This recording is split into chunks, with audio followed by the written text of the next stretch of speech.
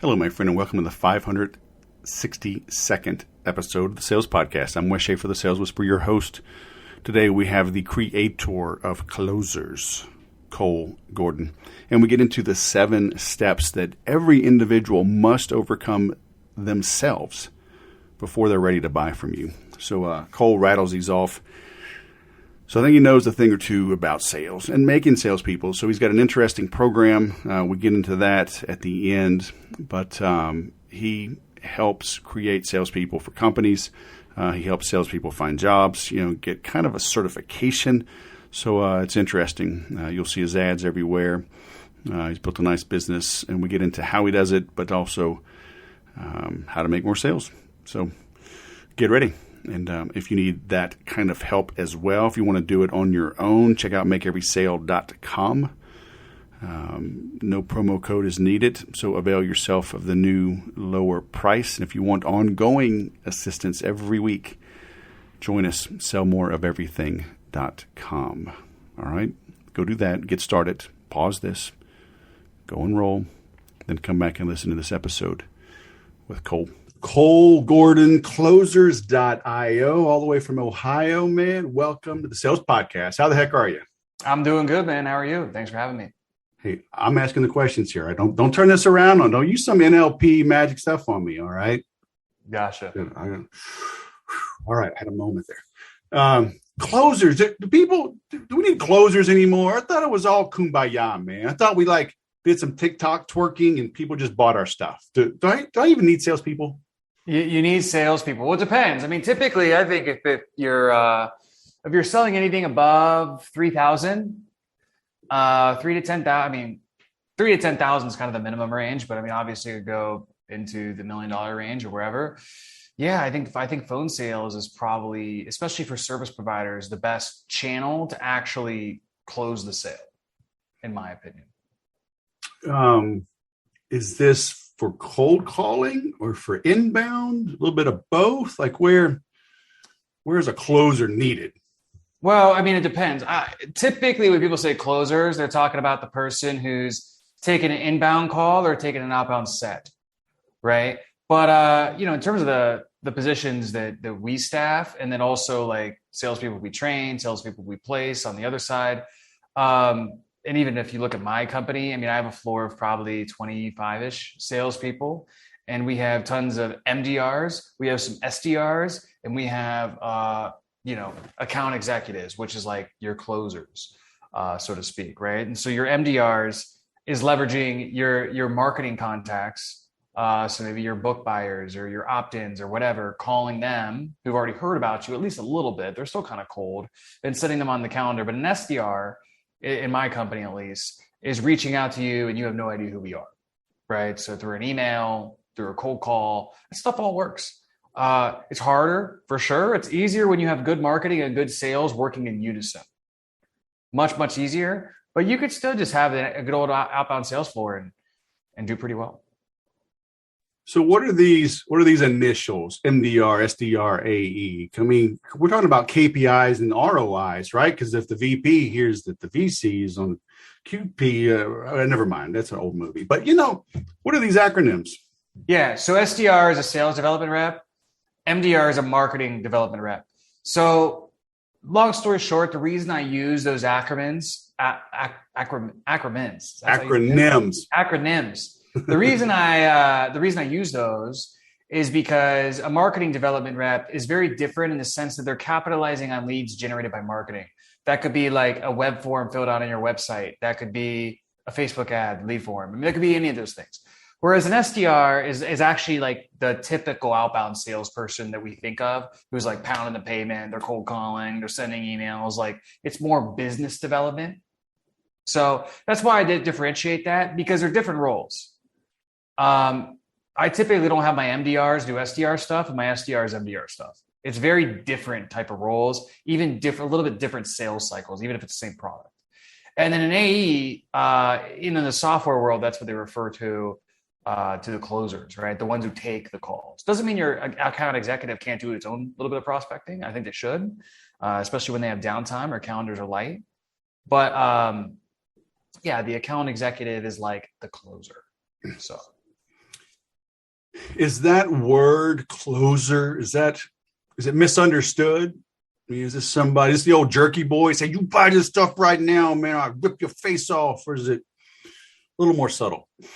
Yeah. So the way I teach it is the salespeople we've trained, we probably placed at this point, I don't know. I almost want to say like 10,000 salespeople. That sounds like a lot, but a lot of salespeople. The methodology that I teach is that there's basically 7 beliefs that the prospect has to have to buy. And what we want to do is essentially through asking questions, break down the limiting beliefs and rebuild the empowering beliefs, the 7 beliefs they need to have to buy before we even talk about what we have to sell, before we even transition into the close. So instead of like hard closing the prospect, if we do that correctly, the prospect's going to close themselves. And they're going to do it because they view us as a leader and not a salesperson. Now, does that mean that, on the flip side, to kind of swing the pendulum back the other way, you have kind of all these like real softy salespeople nowadays, and they're like really light with their questions, and they're like, well, where do you want to go from here? So I get the trust-based language and I get all that stuff. But the reality is that there's times you have to hold somebody accountable to align their actions with their words. In a very complex B2B sale, okay, you're probably not going to like be doing any sort of higher pressure closes or anything like that. But if you're selling somebody, Nancy, who's 42 years old and wants to lose weight and she's really scared and it's a $3,000 program, if you don't get it on that call, you're probably not going to see Nancy again. So in that instance, if Nancy tells you on the call the entire time about how important this is to her and how, she's tired of mommy, or her daughter hopping on her lap and saying, mommy, you feel squishy, and tired of, not feeling good or not having energy and not potentially going to be around for the next 10, 20 years because the longevity is not there. She says all those things in the beginning. And then at the end, it's like, well, let me think about it. It's like, well, you just told me for 30 minutes that this is the most important thing to you. And this is what you need to get to where you want to go. And now you're saying, insert whatever they said. So what's really going on? And so, yeah, it's a little bit of both, right? I think the connotation of a closer, when you hear a closer, it's like that guy who gets on the phone, he asks you one question and then it's like he just closes you or tries to at least. We want to go really deep with our discovery and really flush out all the things we need to do and do that whole 7 beliefs thing that I teach before we transition into our pitch. But that doesn't mean you don't hold them accountable at the end. Is that some proprietary stuff, or can you share some of these beliefs? I can share whatever you want, man. Okay. Yeah. So there's 7 beliefs the prospect has to have to buy. There's pain, doubt, cost, desire, money, support, trust. All right. So pain is that they have to have a problem or a gap. So there's really 2 types of problems. There's an actual pain and there's an unfulfilled desire. All right. So a pain is like you got back pain, you got to go to the chiropractor. It's like, I got a headache, I'm going to go buy an aspirin. So it's like a real pain we're moving away from. Whereas an unfulfilled desire is something we're moving towards. So an unfulfilled desire is, well, I'm healthy. I'm, 185 pounds right now and I'm 12% body fat, but I want to get to 6% body fat and compete on stage and win some award, right? That's an unfulfilled desire. It's not really a pain that I'm moving away from. It's something I'm moving towards. It's not as binary as away from and towards because everything is fluid. There's always typically something you're moving away from a little bit and something you're moving towards. But we have a pain versus an unfulfilled desire. Another way to think about it is a pain is moving from subpar to par. So from below average to average. And an unfulfilled desire is moving from average to above average. Par to excellence, right, is somebody once told me.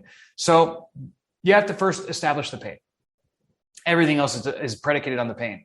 Okay. The reason for that is because business is about solving problems. That's because when you solve a problem, you create value and people exchange money for value.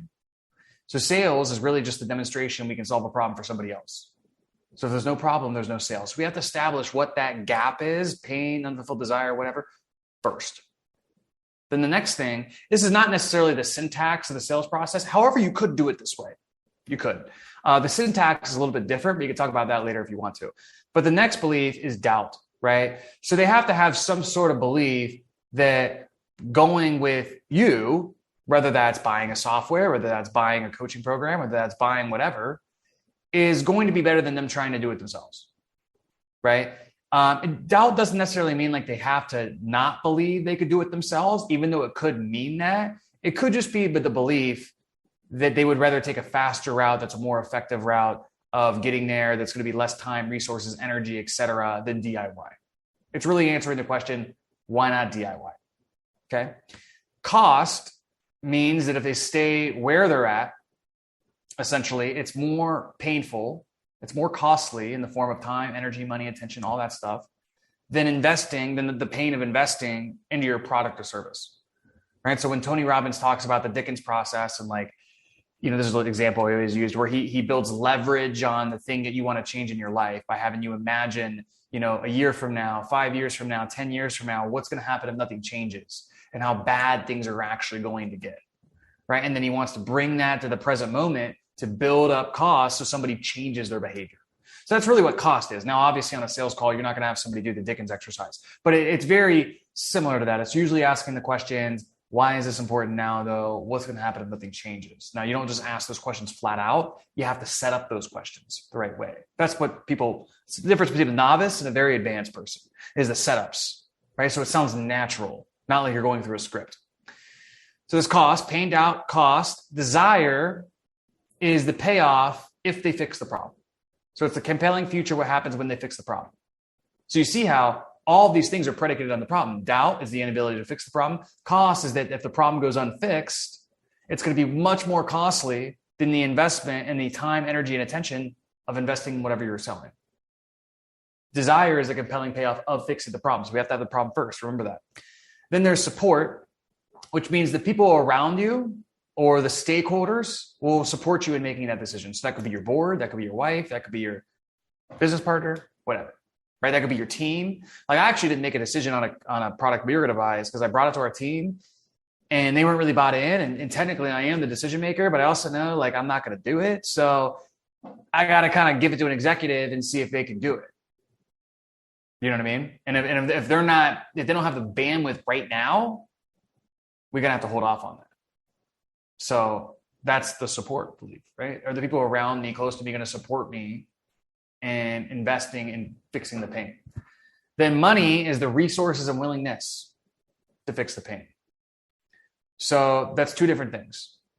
Because number one, they have to physically have the resources. Do they physically have the budget? If you're selling a fitness program that's $5,000, well, if they only have like $3,000 in their Chase account, they have a $500 credit score. Sure, they can get resourceful and, sell their car or something, but I'm going to say they just don't have the resources. Like they physically don't have it. Okay. Willingness means they might have the resources, but they have to be willing. So the way I always explain this is one of my clients a long time ago when I did sales coaching was I still do sales coaching, but we do more sales team building now. But I used to do one-on-one sales coaching. And this guy was a dating coach. And I reviewed a call and he was selling a lawyer who was making $250K a year into getting his dating life right. And the guy had the resources, but when he heard the price, he was like, well, it's just not like worth it. So he had the resources, but he wasn't willing, right? And the lack of willingness ties back to a lack of cost. So it's kind of a symptom of cost, which we covered earlier. Then the final one is trust.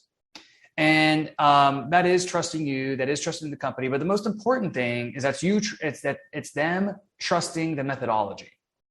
So it's their buy-in that your method to achieving desired state is different, unique, superior, more effective, faster, bigger, better, whatever, than what they've tried in the past, or there are other alternatives out there. So the key to building trust in the method is that your solution has to be the simultaneous explanation of why everything they tried in the past has failed and why this is going to be different. Does that make sense? So essentially a great example of this is if you read a sales letter from a copywriter who's selling you the ketogenic diet. Okay. Well, they don't really come out talking about the ketogenic diet, do they? What they start is here's the one thing that's really kept you fat your entire life. What is it? It's insulin resistance. Here's the problem with insulin resistance. Here's the cost of that. So instead of eating carbs, what we do instead to be able to achieve our weight loss goals is we get into a state of ketosis. And in doing so, we can benefit and ultimately benefit of that benefit.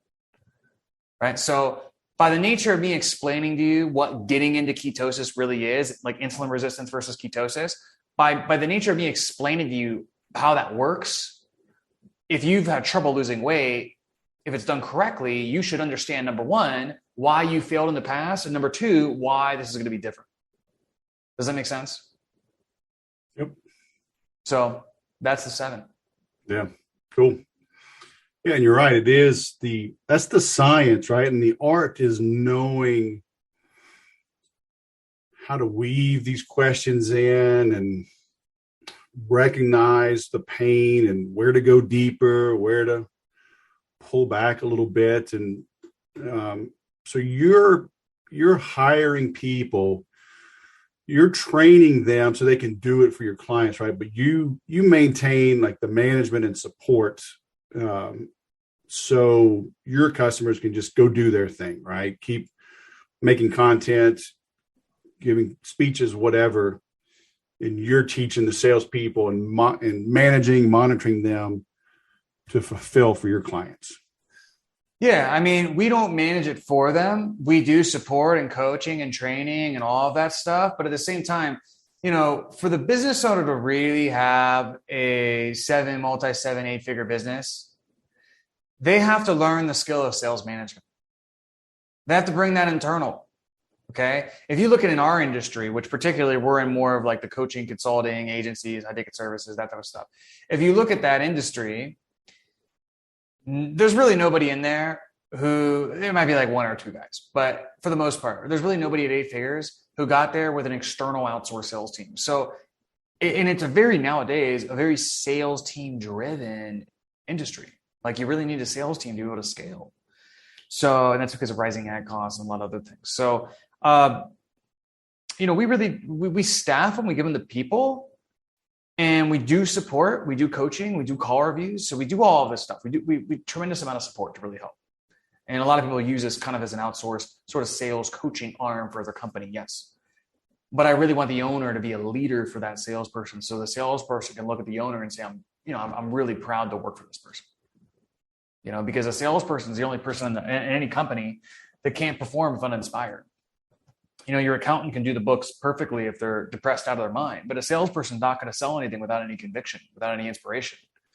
So a lot of that comes from the culture. It comes from the belief in the product and the belief in the founder, the belief in, who maybe it's their sales manager, the belief in that guy.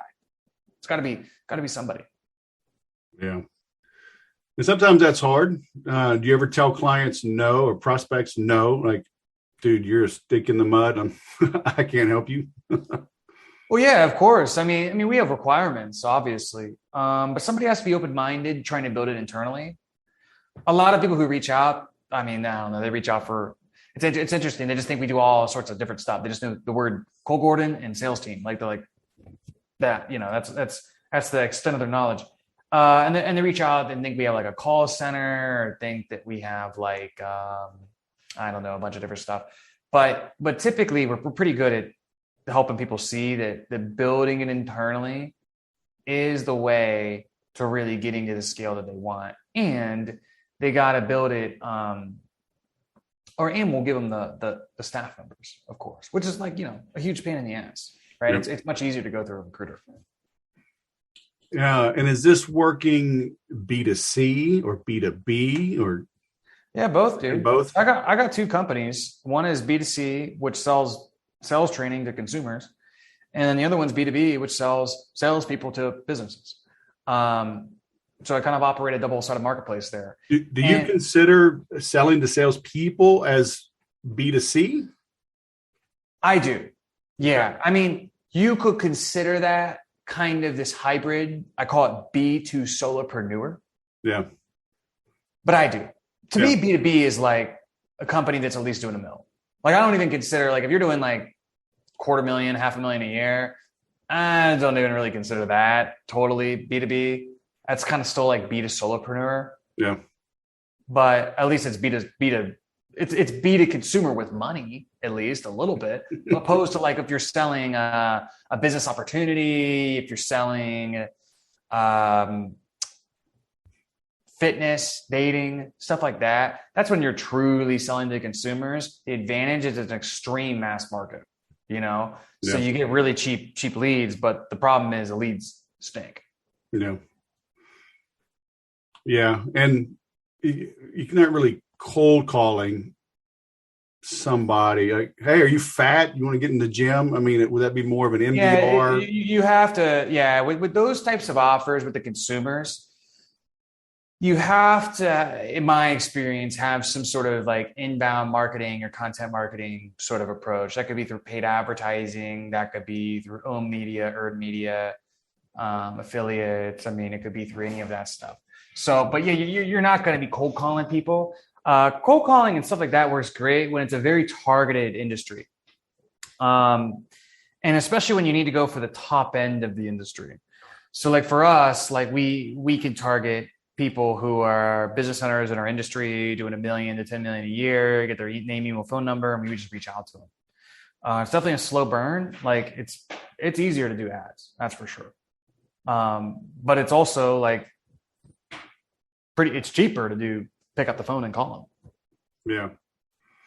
Are you finding that executives, are they easier to reach now or harder to reach after COVID and working from home? And, they're not always forwarding their numbers if they're working from home. Like what's been your experience? So I will say our range is probably the majority is 1 to 4 million. And we go after the founder. So I can't speak to executives particularly because I don't have necessarily experience trying to contact an executive. But what I will say is that for us, it seems pretty easy. I mean, we usually get their email, no problem. And we inbox them. Now, if they respond or not, that depends on the effectiveness of the email and a myriad of other things. And then on top of that, the number, we get pretty good answer rates too. It's not going to be as good as like an MDR, but it's decent. So I don't find it terribly hard. I think it's easier than people think. I think the biggest thing is the data. So I think the quality of the list really dictates everything else. Like, yes, you have to have good salespeople, but I mean, if they're calling really bad numbers, you're going to be in some serious trouble. And that's why you got to clean your list. It's also how you curate the list. I typically find that it depends on who you're buying it from, but if you just buy a list, it's probably not going to be very good. So we manually build all of ours, which is a treat. That's hard. Yeah, it's real hard. Yeah. I guess you've been doing it a while, so it helps. Yeah. I mean, we have almost a half dozen staff just list building. Yeah. And we probably need to double that. What does that look like? Are they going through like LinkedIn and stuff, or are you running different ads just to curate? No. So basically, what we do, we primarily use Seamless.ai. So what you want to do is you want to find we don't use the search function within Seamless.ai. What we do, but you can do that. We can't do it for our industry. So what we need is we need some sort of launch point. So what I try to do is I try to find either like a Facebook group, or you could use Built With and find a software that they use, or it could be a LinkedIn search, could work. If that only works like our industry, they don't self-identify, but a realtor does self-identify, right? So you could type in real estate agent in Seamless and get a list of real estate agents. But what I would do that would be superior to that is I would look at Zillow and find the ones actually paying for advertising on all these different platforms and what have you. And I would curate the list based on that, and I would use Seamless you see what I mean? So you kind of want to have these like launch points to where you find like the best leads based on some sort of criteria, whether it's a software they use, an interest group they're in, whatever. And then what you do after you identify the lead is you got to complete it. So then you use Seamless to basically get all of the information, LinkedIn, Facebook, numbers. You want every number, you want every email, complete it all the way down. Then after that, what the research team does is they write a customized first line for every single person. So they do that, and then we chief them later, which means like we edit them, make sure they're good. So they write a customized first line that we can send to every single person just to make sure it's personalized, right? So then after that's done, that's the completion phase. Then it goes into cleaning. So we have to clean all the numbers and all of the emails.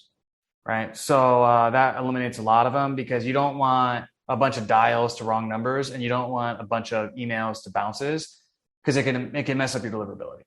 So we get rid of that. And then after that, I feel like there's another stage, but I mean, then you have a good list. You have the good first lines.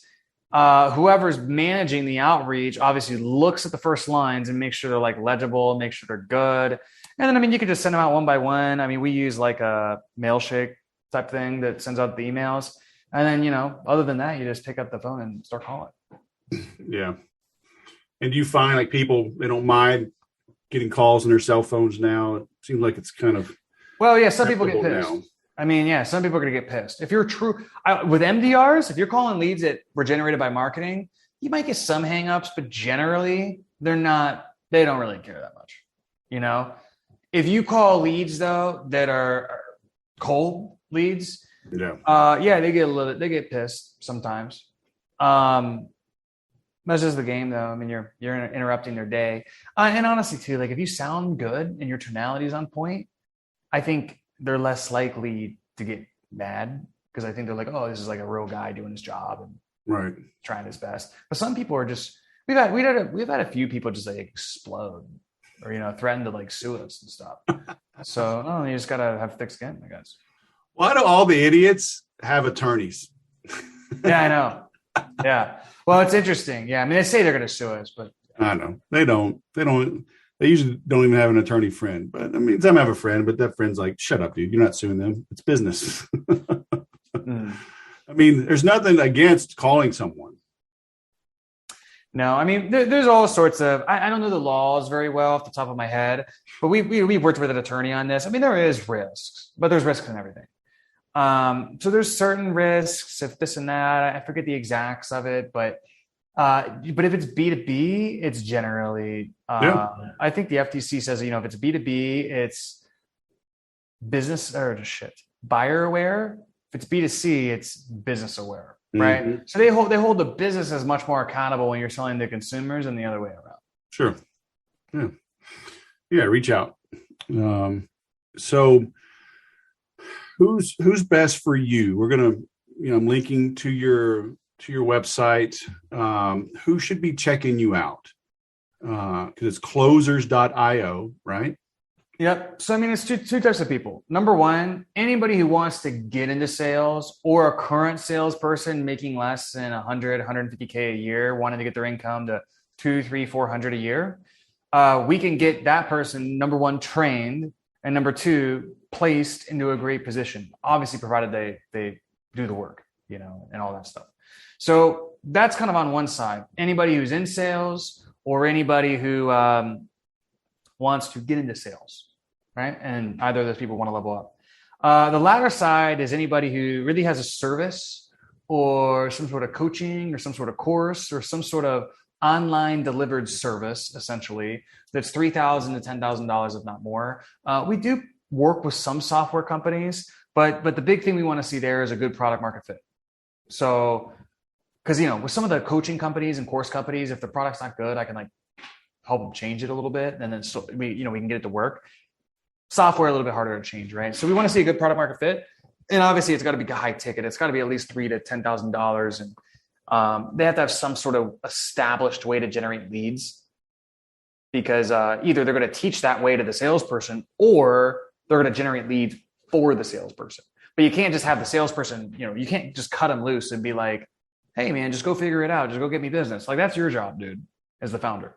Like, you got to at least set some sort of a baseline of like how we're going to go out and get customers. So to recap, anybody who's in sales or wants to get into sales, number one, feel free to reach out if they want to get placed and get trained. Number two, anybody who needs salespeople, has a product $3,000 to $10,000, if not more, has the lead flow dialed in. Those are bread and butter. Very cool. I like it. All right. Cole Gordon from Ohio, man. Closers.io. Thanks for coming on the show.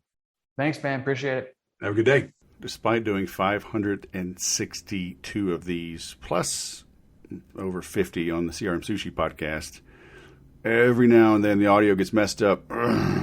So apologize for that. Looks like it was using the internal mic. Oh, well, the info was good, and Cole did most of the talking. So, if you're looking for, and the phrase is kind of abused nowadays, high ticket sales, but, the concept is if it's more than a cheap little trinket, if it's in the thousands of dollars range, Cole might be able to help you. If you're doing it on your own, if you just want to get better, looking for ongoing training and support, Make Every Sale is a good refresher. It's good for new people. It's a good refresher because, look, at the end of the day, we're humans selling to humans. And so it's easy to get jaded. It's easy to get in a rut, build a habit. And so it's a good program for everyone at every spectrum on the sales experience level. Okay, and it's super affordable. So, invest in yourself, get better, and then if you want to talk about things, bounce ideas off me every week, sellmoreoferything.com. Thanks for listening. I'll go sell something.